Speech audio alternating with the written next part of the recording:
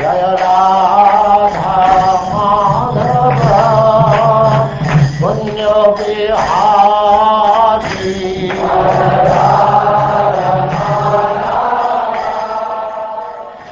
And now chapter 86. Arjuna kidnaps Subhadra and Krishna blesses his devotees.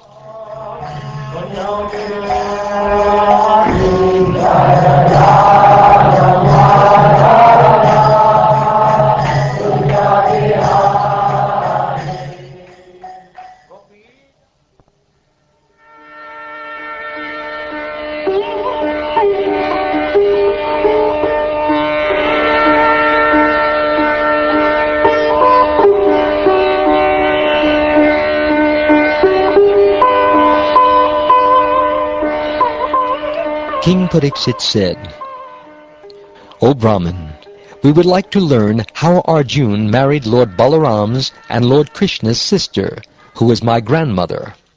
While traveling far and wide visiting various holy places of pilgrimage, Arjuna came to Prabhasa.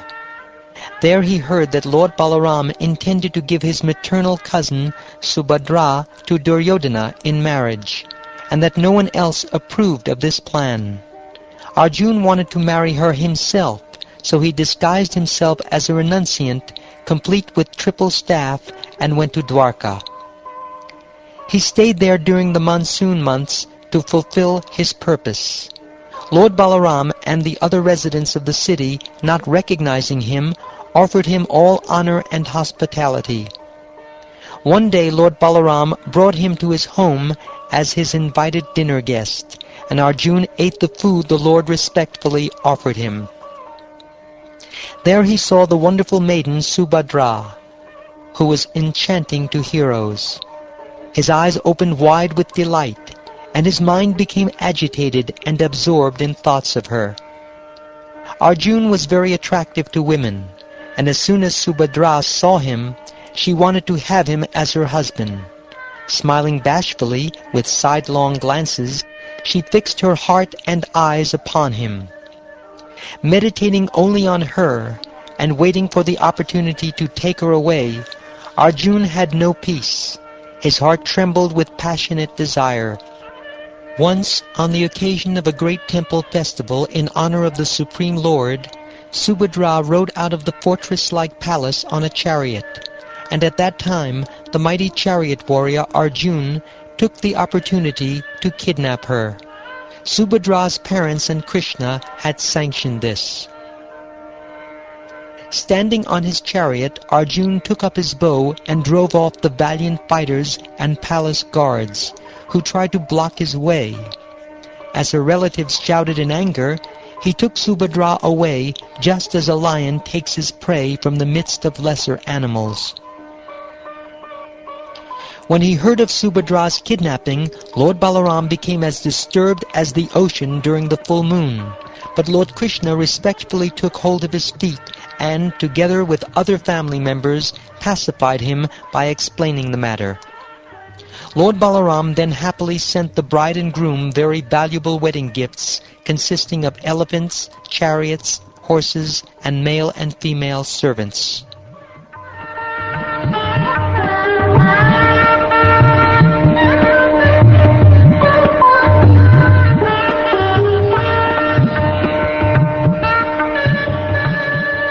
There was a devotee of Krishna's known as Shrutadev, who was a first-class Brahmin. Perfectly satisfied by rendering unalloyed devotional service to Lord Krishna, he was peaceful, learned, and free from sense gratification. Living as a religious householder in the city of Mithila, within the kingdom of Videha, he managed to fulfill his obligations while maintaining himself with whatever sustenance easily came his way. By the will of Providence, he obtained each day just what he needed for his maintenance, and no more. Satisfied with this much, he properly executed his religious duties. Similarly, free from false ego, was the ruler of that kingdom, my dear Pariksit, a descendant of the Mithila dynasty named Bahulashva. Both these devotees were very dear to Lord Achyuta. Pleased with both of them, the Supreme Personality of Godhead mounted his chariot, which Daruka had brought, and traveled to Videha with a group of sages. Among these sages were Narad, Vamadev, Atri, Krishna Dvaipayana Vyas, Parasuram, Asita, Aruni, myself, Brihaspati, Kanva, Maitreya, and Shayavana. In every city and town the Lord passed along the way, O king. The people came forward to worship him with offerings of arghya water in their hands, as if to worship the risen sun surrounded by planets. The men and women of Anarta, Danva, Kurujangala, Kanka, Matsya, Panchala, Kunti, Madhu, Kekaya, Koshala, Arana, and many other kingdoms drank with their eyes the nectarian beauty of Lord Krishna's lotus-like face, which was graced with generous smiles and affectionate glances. Simply by glancing at those who came to see him, Lord Krishna, the spiritual master of the three worlds, delivered them from the blindness of materialism. As he thus endowed them with fearlessness and divine vision, he heard demigods and men singing his glories, which purify the entire universe and destroy all misfortune. Gradually he reached Videha. Hearing that Lord Achyuta had arrived, O king, the residents of the cities and villages of Videha joyfully came forth to receive him with offerings in their hands. As soon as the people saw Lord Uttamashloka, their faces and hearts blossomed with affection. Joining their palms above their heads, they bowed down to the Lord and to the sages accompanying him, whom they had previously only heard about. Both the king of Mithila and Shrutadev fell at the Lord's feet, each thinking that the spiritual master of the universe had come there just to show him mercy. At exactly the same time, King Mithila and Shrutadev each went forward with joined palms and invited the Lord of the Dasharas to be his guest, along with the Brahmin sages. Wanting to please them both, the Lord accepted both their invitations. Thus he simultaneously went to both homes, and neither could see him entering the other's house. When King Bahulashva, a descendant of Janaka, saw Lord Krishna approaching his house from a distance with the sages, who were somewhat fatigued from the journey, he immediately arranged to have seats of honor brought out for them. After they were all comfortably seated, the wise king, his heart overflowing with joy and his eyes clouded by tears, bowed down to them and washed their feet with intense devotion. Taking the wash water, which could purify the entire world, he sprinkled it on his head and the heads of his family members. Then he worshipped all those great lords by offering them fragrant sandalwood paste, flower garlands, fine clothing and ornaments, incense, lamps, arghya, and cows and bulls. When they had eaten to their full satisfaction, for their further pleasure, the king began to speak slowly and in a gentle voice as he held Lord Vishnu's feet in his lap and happily massaged them. Sri Bahulashva said, "O Almighty Lord, you are the soul of all created beings, their self-illuminated witness, and now you are giving your audience to us who constantly meditate on your lotus feet. You have said, quote, neither Ananta, Goddess Shri, nor unborn Brahma is dearer to me than my unalloyed devotee." Unquote. To prove your own words true, you have now revealed yourself to our eyes. What person who knows this truth would ever abandon your lotus feet when you are ready to give your very self to peaceful sages who call nothing their own? Appearing in the Yadu dynasty, you have spread your glories, which can remove all the sins of the three worlds, just to deliver those entrapped in the cycle of birth and death.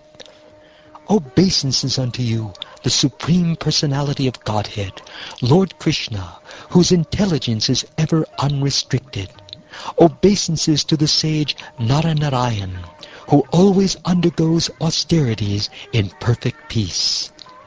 Please stay a few days in our house, along with these Brahmins, O all-pervading one, and with the dust of your feet sanctify this dynasty of Nimi.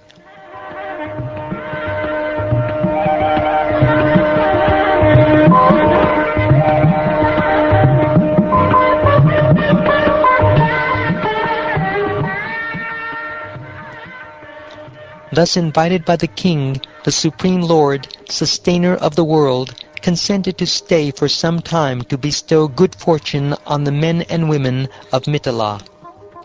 Shrudadev received Lord Achyuta into his home with as much enthusiasm as that shown by King Bahulashva.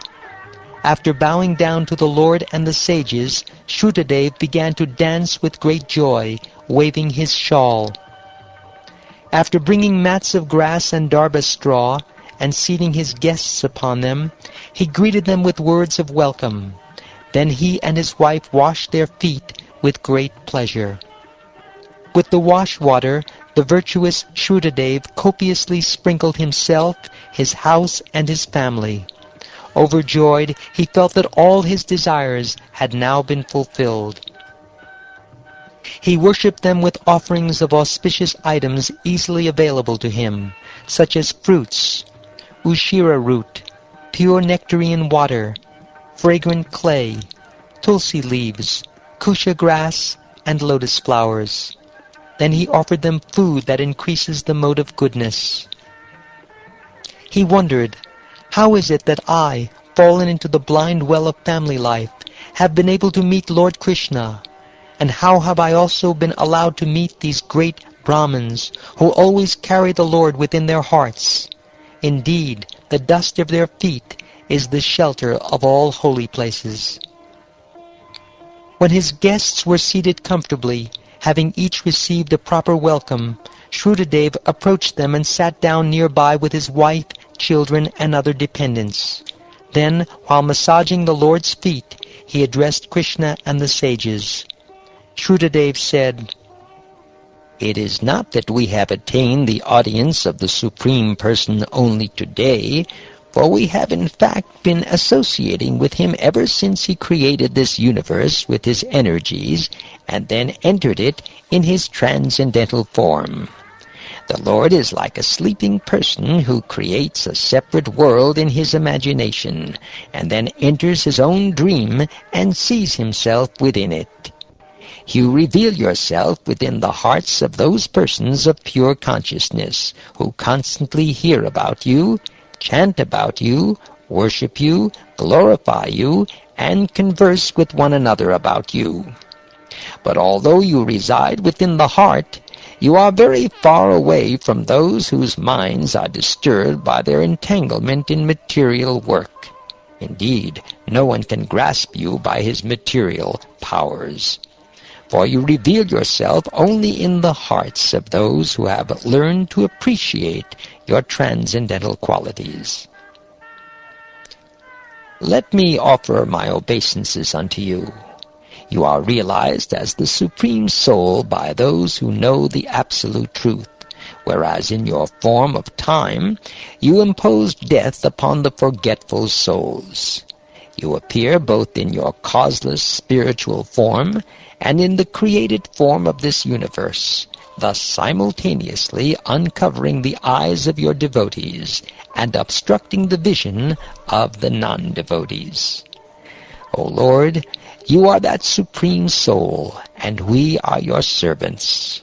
How shall we serve you? My Lord, simply seeing you puts an end to all the troubles of human life.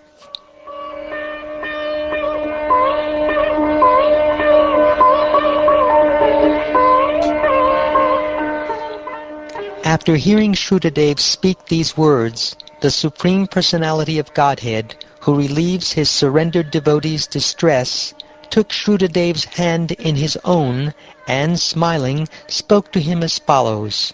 He said, "My dear Brahmin, you should know that these great sages have come here just to bless you. They travel throughout the worlds with me, purifying them with the dust of their feet. One can gradually become purified by seeing, touching, and worshipping temple deities, places of pilgrimage, and holy rivers. But one can attain the same result immediately simply by receiving the glance of exalted sages. By his very birth, a Brahmin is the best of all living beings in this world, and he becomes even more exalted when he is endowed with austerity, learning, and self-satisfaction, what to speak of devotion to me.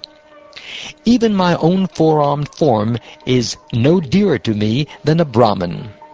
Within himself, a learned Brahmin comprises all the Vedas, just as within myself I comprise all the demigods.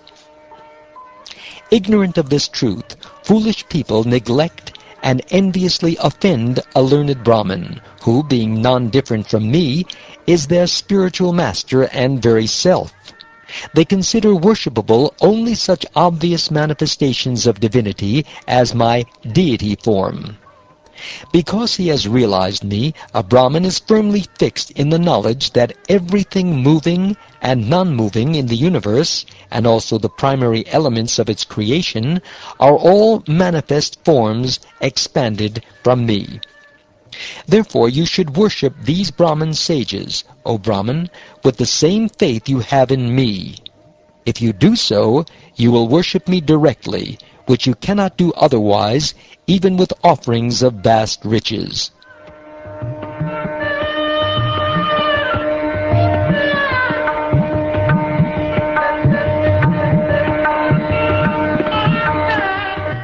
So instructed by his Lord, with single-minded devotion, Shrutadev worshipped Sri Krishna and the topmost Brahmins accompanying him, and King Bahulashva did the same. Thus both Shrutadev and the king attained the ultimate transcendental destination. O king, thus the personality of Godhead, who is devoted to his own devotees, stayed for some time with his two great devotees, Shrutadev and Bahulashva, teaching them the behavior of perfect saints. Then the Lord returned to Dwarka.